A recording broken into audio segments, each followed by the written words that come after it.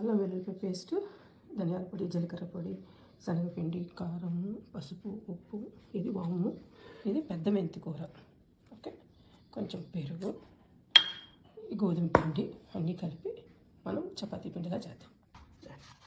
అన్నీ వేసి కలిపిన తర్వాత కొంచెం అటు ఇటు కాకుండా, అటు గట్టిగా కాదు, అటు సాఫ్ట్గా కాదు, లాస్ట్లో కొంచెం నూనె కానీ చపాతీ కానీ పైన అప్లై చేసి ఒక గంట సేపు, అరగంట సేపు నానబెడదాం. ఓకే,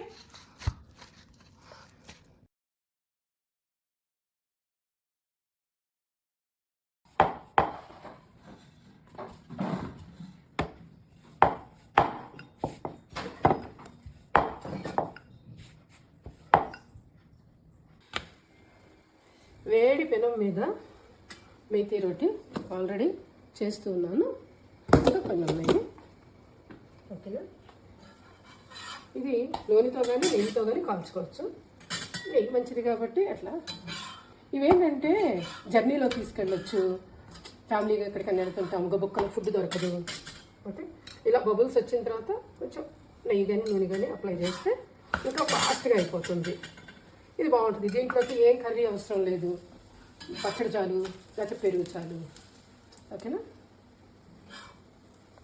ఇది ఏంటంటే మేము చిన్నప్పుడు జర్నీస్కి వెళ్ళేటప్పుడు, ట్రైన్లలో ఫ్యామిలీని ఎక్కడికైనా పిక్నిక్కి వెళ్తున్నప్పుడు అలా చేసి తీసుకొని వెళ్తే ఎంతసేపు ఉంటాయి. దీనికి ఏంటంటే కర్రీ కానీ ఏం అవసరం లేదు, జస్ట్ తీసుకోవడం, వీలైతే కొంచెం పెరుగు పెట్టుకోవడం. ఓకే, అంతే. నెయ్యి కావాలంటే నెయ్యి, నూనెతో కావాలంటే నూనె మనం వేసుకోవాలి.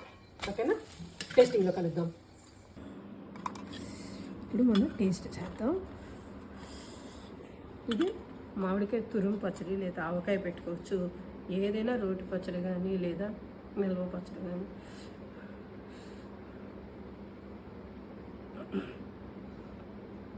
వేడిగా ఉంది.